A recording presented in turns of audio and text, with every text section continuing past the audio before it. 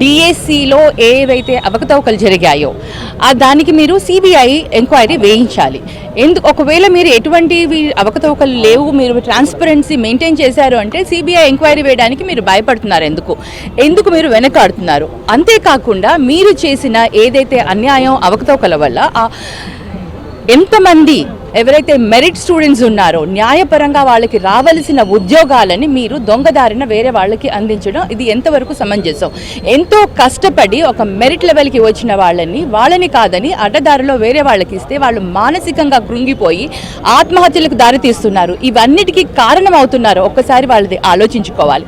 మరి అంతేకాకుండా నిరుద్యోగ భృతి, ఫీజు రియంబర్స్మెంటు, ఏదైతే మీరు యువతకి ఎన్ని ప్రామిసెస్ చేసి ఏదో మీరు చెప్తున్నారు కదా మాది 40 years ఇండస్ట్రీ అని, మరి ఇలాంటప్పుడు ఈ విధంగా ఎలా మోసం చేయాలనుకుంటున్నారు? జెన్ జీ పాత తరం లాగా కాదు, ఇప్పటి వాళ్ళు ప్రశ్నిస్తారు, దాన్ని అధికారం వాళ్ళకి ఆ పవర్ ఉంది కాబట్టి ముందుకు వచ్చి ఎదురిస్తారు.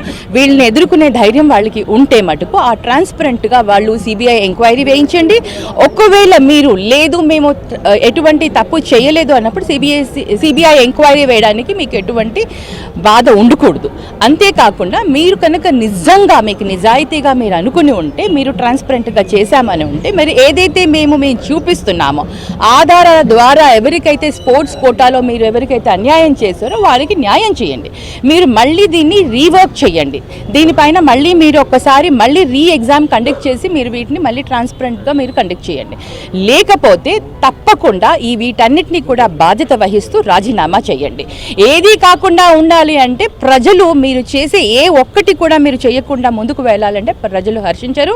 జెన్ జీ ఏదైతే మనం సెంట్రల్లో చూసామో, జెన్ జీ ఏదైతే కాక్రోచ్ జనతా పార్టీ అందరూ కూడా స్టూడెంట్స్, వాళ్ళకి వెనకాల ఎవరు కూడా లేరు, ఓన్లీ స్టూడెంట్స్ అండ్ యూత్ ముందు వచ్చి ఏ విధంగా పోరాటం చేశారో అదే విధంగా ఆంధ్రప్రదేశ్లో మళ్ళీ రిపీట్ కాబోతుంది. దానికి మీరు ఏం సమాధానం చెప్తారో ఇవాళ మేము డిమాండ్ చేస్తున్నాం.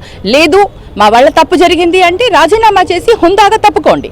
అంతేకాని మీరు ఈ విధంగా ఏది కూడా సమాధానం చెప్పకుండా మీరు కేవలం మీ అడిగిన ప్రశ్నలకు అడ్డదారుల్లో సమాధానం చెప్పి మిగతా వాళ్ళని తీసుకెళ్ళి ఇది రెడ్ బుక్ రాజ్యాంగం కానివ్వండి ఏదో అమలుపరుచుకుంటూ ప్రతి ఒక్కరిని భయాందోళనలకు మీరు క్రియేట్ చేయడం మటుకు ఇది చాలా తప్పు. మేము దీన్ని చాలా స్ట్రాంగ్గా వ్యతిరేకిస్తున్నాము. డెఫినెట్లీ బాధ్యత వహించండి, లేదంటే రాజీనామా చేయండి. ఇదే అంటే ఖచ్చితంగా ఈ యొక్క ఏదైతే ఢిల్లీలో జరిగిన ఘటన కావచ్చు దానికి బాధ్యత వహించి సెంట్రల్ మినిస్టర్ రాజీనామా చేస్తారు కదా, అదే తరహాలో ఇటువంటి పోరాటాలు ఇక్కడ కూడా జరుగుతాయా? 100% జరుగుతాయి. ఎందుకంటే పిల్లలంతా కూడా ఎంత ఆశలు పెట్టుకొని మెరిట్లో ఉన్న వాళ్ళ స్టూడెంట్స్కి అంతా కూడా ఈరోజు ఉద్యోగాలు రాక చాలామంది చాలా ఉక్రోషంగా ఉన్నారు. ఎక్కడ కూడా గ్రౌండ్ ముఖం కూడా చూడని వాళ్ళకి ఈరోజు ఉద్యోగాలు ఇచ్చి వీళ్ళు చేతులు దులుపుకోవడం ఏంటనేది చెప్పేసి చాలామంది చాలా స్టూడెంట్స్ అన్యాయం అయిపోయినారు. ఈరోజు మేము అడుగుతున్నాం ఒకటే, డిఎస్సి ఎందుకు మీరు సిబిఐ ఎంక్వైరీ వేయకోకున్నారు? మీరు నిజంగా మంచిగా చేసి మంచిగా మేము చేసినామని చెప్పేసి ఒప్పుకొని ఉంటే ఈరోజు మరి నిజంగా మేము అడుగుతున్నాం సిబిఐ ఎంక్వైరీ చేయండి అని. మరి ముందుకు రావచ్చు కదా లోకేష్ గారు కానీ చంద్రబాబు నాయుడు గారి. కానీ దీనికి ఎక్కడా కూడా మేము అడిగే సమాధానాలకు ఉలుకు లేదు పలుకు లేదు వాళ్ళకి. ఈరోజు మరి స్టూడెంట్స్ అంతా కూడా దీన్ని కేంద్రంలో ఎలాగైతే మన ధర్మేంద్ర గారు రాజీనామా చేసినారో లోకేష్ గారు కూడా అలా చేయొచ్చు. రాజీనామా ఉందాగా బాగుంటుంది. ఇది ఇంకా పెరిగి పెద్దగయ్యి వైఎస్ఆర్సీపీ చాలా మరి ఢిల్లీలో ఎలాగ జరిగింటే అలాగా ఖచ్చితంగా ఇక్కడ కూడా మేమంతా కూడా స్టూడెంట్స్గా అండగా ఉండి అంతా పోరాటం చేస్తాం. అప్పుడు కూడా తప్పదు, ఇంతటితో వదులుతాం అనేది అయితే మేము చెప్పం. గ్యారంటీగా లోకేష్ గారు మాత్రం రాజీనామా చేయాలి దీనిపైన.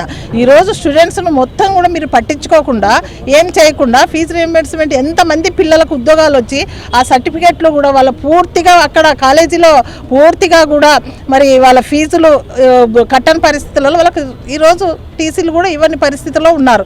మరి వీళ్ళ బాధలన్నీ వీళ్ళకి అర్థమవుతలేవు లోకేష్ గారికి అని చెప్తున్నాం. ఈరోజు మొత్తం వాళ్ళు చెప్పినటువంటి అబద్ధాలే. ఈరోజు ఇంతమందికి ఉద్యోగాలు ఇస్తున్నామని అన్ని అడ్డదారులో మీరు ఉద్యోగాలు ఇస్తుండేది. ఈరోజు నిజమైన స్టూడెంట్స్ అంతా వాళ్ళ బాధలు మీకు కనిపిస్తలేవు. ఖచ్చితంగా లోకేష్ గారు దీన్ని బాధ్యత వహించాలి. ఎందుకంటే కేంద్రంతో భాగస్వాములై ఉన్నారు మీరంతా కూడా.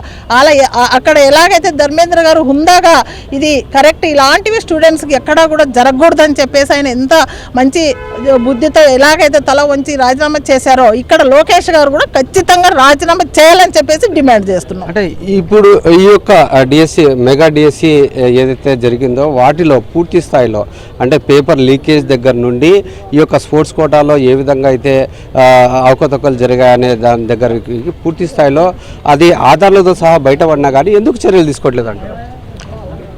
వీరు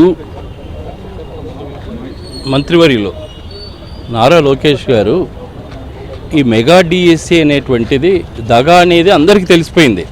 అంటే వారు దొడ్డి దారిన జీవో నంబర్ 447 తీసుకొని వచ్చి దొడ్డి దారిన వారు రిక్రూట్మెంట్ చేసి మరీ ఆ జీవోలను కూడా మళ్ళీ రద్దు చేసి కొత్త జీవోలు ఇవ్వటం జరుగుతూ ఉంది. అంటే వీరు తప్పు చేశారనేటువంటిది ప్రతి ఒక్క ఎగ్జామ్ ఎవరైతే ఎగ్జామ్ రాశారో డిఎస్సి ఎగ్జామ్ వాళ్ళందరికీ తెలిసినటువంటి పరిస్థితి. అంతేకాకుండా బేరసారాలు జరిగినాయన్న దానికి ఆడియో వీడియో క్లిప్పింగ్స్ కూడా జరిగినాయి.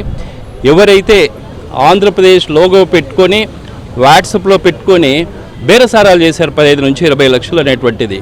అంటే ఇన్ని రకాలుగా వారు దొరికినా కూడా నైతిక బాధ్యత వహించి నారా లోకేష్ గారు మంత్రి పదవికి ఇమ్మీడియట్గా వారు రాజీనామా చేయాల్సిన ఆవశ్యకత అయితే ఎంతైనా ఉంది. లేని పక్షంలో ఈరోజు విద్యార్థులకు అందరికీ ఎవరైతే ఎగ్జామ్స్ రాశారో వారందరికీ కూడా అండగా ఉండి వైఎస్ఆర్ కాంగ్రెస్ పార్టీ వారిని ఖచ్చితంగా వారి మంత్రి పదవి నుంచి తొలగించే వరకు మేము ప్రయాణం చేస్తామని ఈ సందర్భంగా తెలియజేస్తాం. మీరు చెప్పండి, అంటే ఇప్పుడున్న పరిస్థితుల్లో నారా లోకేష్ అయితే చర్చకు రండి, మేము సిద్ధము మీరు సిద్ధమా అంటూ వ్యాఖ్యలు చేస్తున్నారు. అంటే ఎట్లా చూడొచ్చు అంటారు? అంటే దాంట్లో అర్థం ఏమి? వాళ్ళు తప్పులు చేసి అడుగడుగున నిరుద్యోగులను విద్యార్థులను నయవంచనకు గురి చేసి వాళ్ళ జీవితాలతో ఆడుకోవటమే కాకుండా ఇవాళ మళ్ళీ అంటే వాళ్ళు ఆయన రచించుకుందే రెడ్ బుక్ రాజ్యాంగం, దాంట్లో అడుగడుగున తప్పులు చేస్తారు వాళ్ళే. అంటే ఇది ఎట్లుంటుందంటే సామెత, డిక్కీ బలిసిన కోడి చికెన్ సెంటర్కి ఎదురుకెళ్ళి తొడగొట్టిందంట. ఈయన పరిస్థితి కూడా అట్టాగే ఉంది. ఇవాళ బలిసి కొట్టుకుంటున్నారు వాళ్ళు. నిరుద్యోగులను అంతమందిని జీవితాలను నాశనం చేసి కొంతమంది చావుకు కారణమైనటువంటి వీళ్ళు చేసిన తప్పును సరిదిద్దుకోకుండా నిజంగా మీరు తప్పు చేయలేదు, తప్పు చేయకపోతే సిబిఐకి ఎందుకు అడగకూడదు? మీరే అడగరు. ఎందుకంటే మీరు తప్పు చేసిన సంగతి మీకు తెలుసు. అమ్ముకున్నారు ఒక్కొక్క పోస్టును 15 లక్షలకు 20 లక్షలకు అమ్ముకునేటువంటి పరిస్థితి. ఏ రోజున కూడా గ్రౌండ్ ఎక్కని వాళ్ళకు కూడా మీరు దొంగ సర్టిఫికెట్లు ఇచ్చి ఉద్యోగాలు ఇచ్చుకునేటువంటి పరిస్థితి ఉంది. ఆ జూడో దానికైతే ఈయన కోబ్రదరే భరతే దానికి స్టేట్ ప్రెసిడెంట్గానే ఉన్నాడు జూడో క్రీడకు. సో అట్లా దొంగ సర్టిఫికెట్ ఇచ్చి అవి కూడా అమ్ముకునేటువంటి పరిస్థితి. మీకు ఎంత అయితే సరిపోతుంది? విద్యార్థులతో ఫీజు రియంబర్స్మెంట్ ఎగ్గొడుతుంది, అమ్మకు వందనం ఎగ్గొడుతుంది, తర్వాత గోరుముద్ద ఎగ్గొడుతుంది. ఉద్యోగాలు జగన్మోహన్ రెడ్డి గారు ముఖ్యమంత్రి కాగానే అంత కరోనా టైంలో కూడా 135,000 ఉద్యోగాలు ఇస్తే ఒక్క కంప్లైంట్ లేదు. ఖచ్చితంగా లోకేష్ రాజీనామా చేసేంత వరకు కూడా దీన్ని వదిలిపెట్టే ప్రసక్తి ఉండదు. ఖచ్చితంగా డిమాండ్ చేస్తాం. లేదంటే సిబిఐ ఎంక్వైరీ కన్నా ఖచ్చితంగా వీళ్ళు వేసి తీరాల్సిందే, లేకపోతే లోకేష్ రాజీనామా చేసి తీరాల్సిందే.